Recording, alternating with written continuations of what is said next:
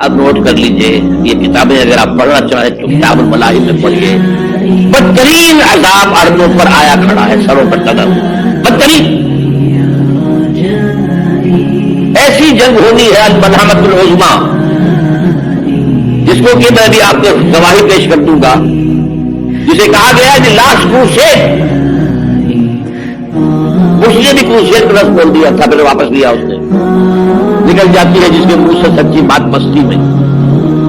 فقیہ مجتہد بھی سے اور اندے بادہ خار اچھا کروسیڈ کہہ کر پھر واپس لیا.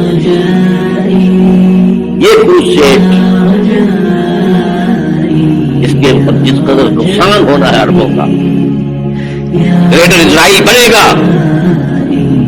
عراق، شام، اردن، سعودی عرب کا کچھ شمالی علاقہ، ترکی کا جنوبی علاقہ، مصر کا صحرائے سینا، اور اس کے ساتھ ہی جو بہترین اس کا درخیز علاقہ ڈیلٹا آف نائل، یہ سب یہودیوں کے قبضے میں جائے گی.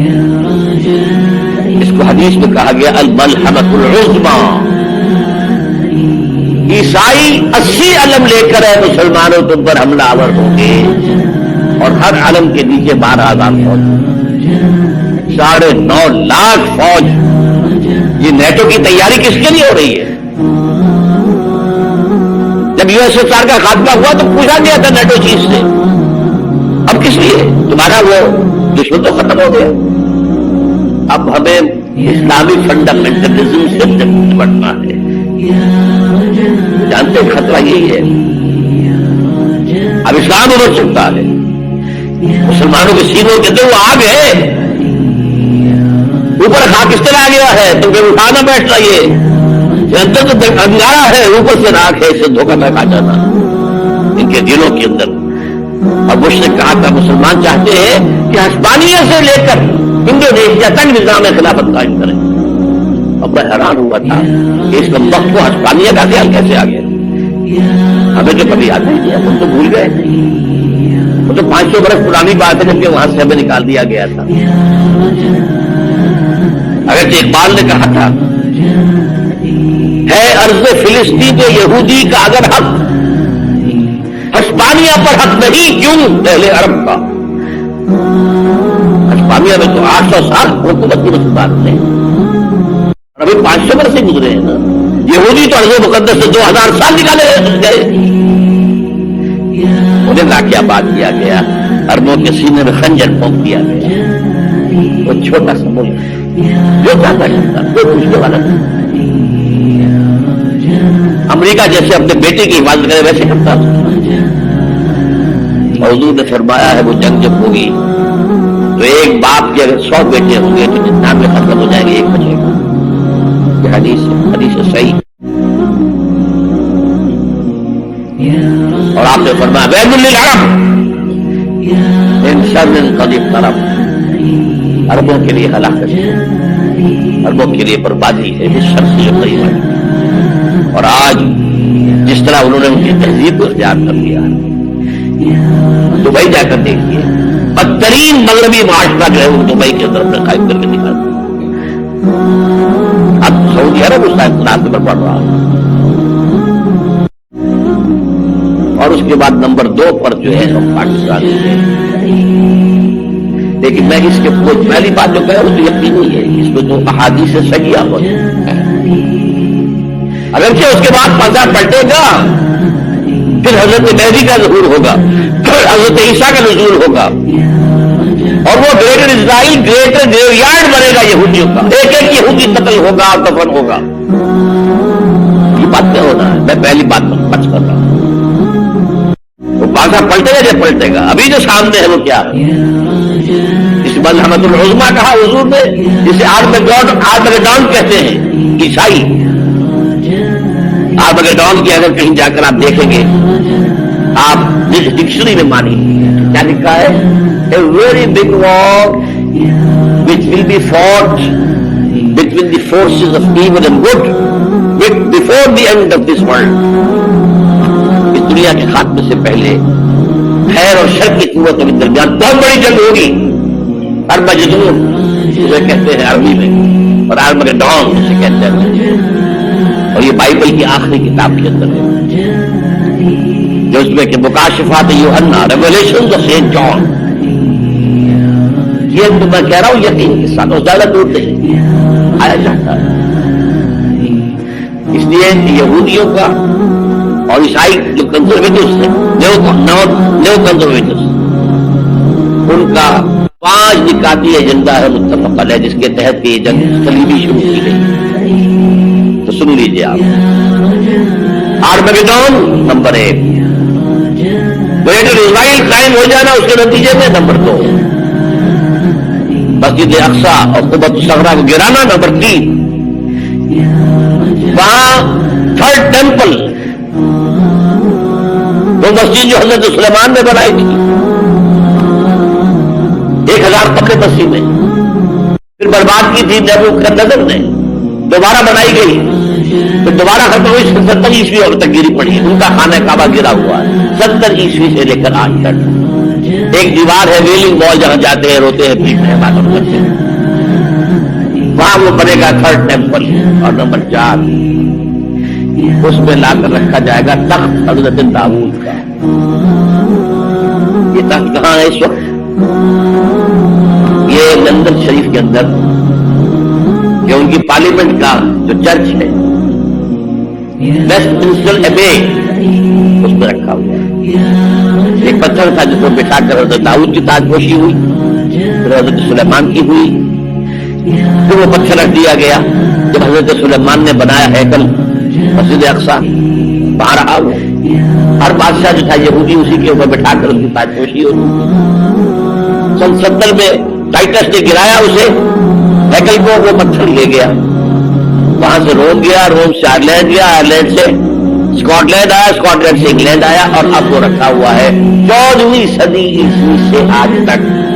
وہ ویسٹ منسٹر ایبے میں رکھا ہوا ہے، کرسی کی سیٹ پہ اسے بنا دیا گیا ہے تاج کی شکل۔ اب انگریزوں میں کوئی ملکہ ہو، کوئی بادشاہ ہو جس کی بھی تاج پوشی ہونی ہے، کچھ نہیں، یہ لا کر رکھا جائے گا 3rd ٹیمپل۔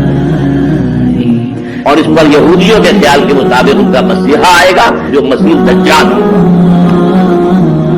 عیسائیوں کے خیال کے مطابق حضرت عیسیٰ آئے گے، وہ ہمارا بھی خیال حضرت عیسیٰ آئیں گے علیہ السلام۔ ہمارا یہ تو بات کی بات ہے نا، اس وقت بات کر رہا ہوں عربوں پر بہت بڑا عذاب، اور پاکستان کا معاملہ بنتا ہی ہے، میں یقین سے نہیں کہہ سکتا۔ ہینگنگ ان دی بیلنس، ہو سکتا ہے اللہ تعالیٰ آپ پر رحم فرمائے، ہو سکتا ہے اگر جو اسی کی شرائط ہو۔ چمن کے مالک اگر بنا دے موافق اپنا شعار، اب بھی چمن میں آ سکتی ہے پلٹ کر چمن سے روٹھی بہار، اب ہو سکتا ہے۔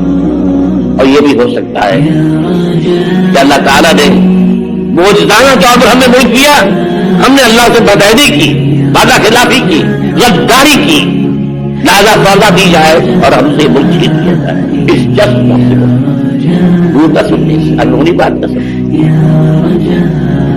جو گھیراؤ ہو رہا ہے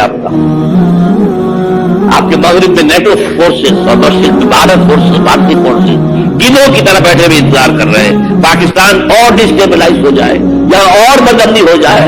اب لاہور میں پھر آج دھماکے ہو گئے ہیں، 2 دن پہلے کا دھماکہ میں سہ کے آیا ہوں، آپ کے سامنے بیٹھا ہوں، وہ جانے کو چیز جو ہماری اکیڈمی کا حشر ہوا میں آپ کو نہیں بتا سکتا۔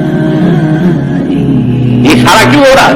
تاکہ یہاں بدمنی ہو جائے اور ہمیں جواب مل جائے، مغرب سے نیٹو فورس داخل ہو جائے، مشرق سے بھارتی فورس آ جائے اور ہمارے ایٹمی دام توڑ کر اور پھر ہمیں بھارت کے سامنے ڈال دیا جائے گا، ڈو ایز یو لائک۔ یہ ان کا نقشہ ہے، ہوگا کیا وہ اللہ جانتا ہے، ہوگا وہ جو اللہ چاہے گا، لیکن اللہ کا چاہنا جو ہے وہ کس پر منحصر ہے؟ یہاں انقلاب برپا کرو، یہاں اسلام لاؤ، اگر دھندوں میں لگے رہو گے تو وہ خود بخود نہیں آ جائے گا انقلاب۔ صحابہ نے جانیں دی تھی، کتنی تکلیفیں اٹھائی تھی، 12 برس تک مکی دور کے اندر نشہ درویشی در ساد و تبادم تن جو پوتا شبی خدرہ برسن سے جب تن۔ یوم طائف یاد ہے جو حضرت عائشہ فرماتی ہے کہ میں نے پوچھا تھا حضور سے کہ یوم احد سے زیادہ سختی بھی آپ پر کبھی آئی؟ یوم احد پر کیا ہوا؟ تلوار کا وار پڑا تھا آپ کے چہرہ مبارک، یہ جو رخسار کی ہڈی ہے اس کے اندر مار گیا ہے، اوپر فوج کی 2 کڑیاں تھی وہ اس پہ گھس گئی، 2 دندان مبارک شہید ہوئے۔ وہ فوج کی کڑیاں ایک صحابی نے اپنے دانتوں سے کھینچنے کی کوشش کی، دانت نکل کے انہوں نے نکلے، کیا جتن کر کے نکالی گئی ہوگی تو خون کا فوار آیا، اتنا خون گیا ہے کہ آپ بیش ہو گئے، گر گئے، اور مشہور یہ ہو گیا کہ آپ کا انتقال ہو گیا، شہادت ہو گئی۔ یہ سیرت کبھی پڑھی ہے؟ حضرت عائشہ کے ہوش کا تو یہی دور تھا نا، یوم تاریخ ہو جو ہم کیا تھی بچی تھی، مجھے کیا پتا کیا ہو رہا ہے۔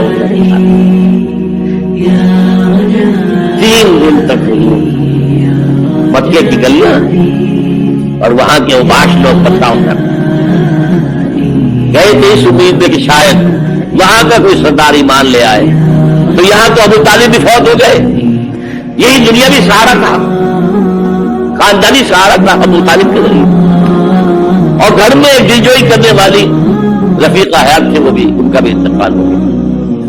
آپ نے کہا یہ عام الحزن ہے، اب تو بنوا، اب تو سب کچھ طے ہو گیا، قریش ہو گیا، اب جیسے قتل کر دو، اسی لیے آپ گئے طائف، شاید وہاں کا کوئی بڑا سردار مانے ایمان لے آئے مجھ پر کہ میں اپنا برکت ادھر شفٹ کروں۔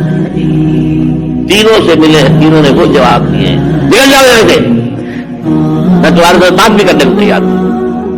اچھا تمہارے سوا کوئی نہیں ملا تھا آپ کو نبی بنا کر بھیجنے کے لیے، دیکھو جاؤ، میں بات نہیں کرنا چاہتا، ہو سکتا ہے میں بے عزتی کر بیٹھوں، واقعی تم اللہ کے نبی ہو تو میں مارا جاؤں گا، جاؤ جاؤ جاؤ۔ یہ سلوک محبت کے ساتھ، اور پھر چھوکروں کو اسٹریٹ ارچنز جنہیں آپ کہتے ہیں، اشارہ کیا خبر لو پتھرا ہو رہا ہے، ساتھ میں ہے نہیں ایک آدمی صرف زید ابن حارثہ، اب سامنے سے پتھر آ رہے ہیں تو حضرت زید آگے آ جاتے ہیں، ہاتھ ملتے ہیں، مجھے لگے پتھر رجوع کر رہے ہیں، اب پیچھے سے آ رہے ہیں، چاروں طرف سے ڈال نہیں بن سکتا جسم رہو لوہا، جوتیوں میں جم گیا ہے، جوتی اتر نہیں گیا، پھر وہاں سے باپ سے اللہم الیک اشکو ضعف قوتی وقلۃ حیلتی وحوانی علی الناس، اللہ تیری جناب میں فریاد لے کر آیا ہوں اپنے قوت کی کمی کا، اپنے وسائل کی کمی، اور جو ذلت و خاری ہو رہی ہے لوگوں کے ساتھ، لا مل تک ہوتی مجھے کس کے حوالے کر دیا، الا بعید یہ تجاہم نہیں، یہ میرے اوپر ہجوم کر کے آ جائے، حملہ کرے، اور آدمی من لگتا ہمارے یہ دشمن کے حوالے میرا معاملہ کیا جو چاہے کرتے ہو، لیکن پھر ابدیت غالب آتی ہے، لم یکن علیہ غضب فلا ابالی، اللہ اگر تو ناراض نہیں ہے تو مجھے کوئی سر تقسیم خم ہے جو مزاج یار میں آئے، مجھے اندیشہ یہ ہے کہ تو ناراض ہو گیا، یہ تکلیف سینکڑوں صحابہ نے جانوں کا نظارہ پیش کیا،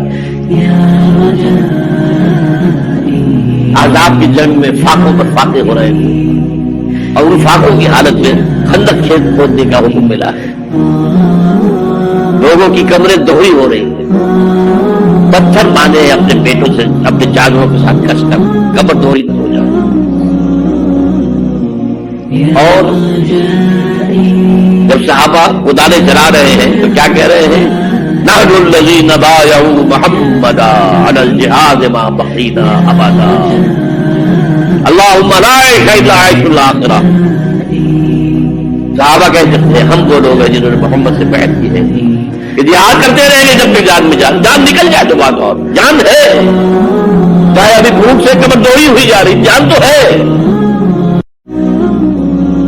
اور ایک دفعہ کہتے تھے اللہم لا عیش الا عیش الاخرہ، اللہ عیش زندگی تو آخرت کی زندگی ہے، اور حضور فرماتے تھے، حضور کے بیٹھے ہوئے نہیں ٹکاؤ تو کیا لگا کر پتھر اٹھا اٹھا کر خندق میں لے جا کر مار پھینک رہے تھے،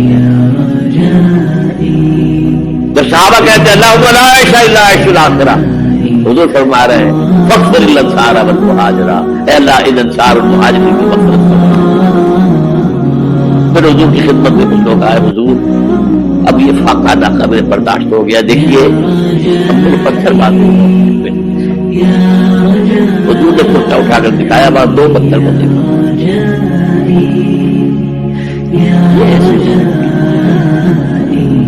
آپ اس چیز کو صرف بہرحال اس موضوع پر میری یہ کتاب ہے منہج انقلاب نبوی، انقلاب کیسے آیا تھا۔ اگر دل میں ذرا بھی آرزو پیدا ہو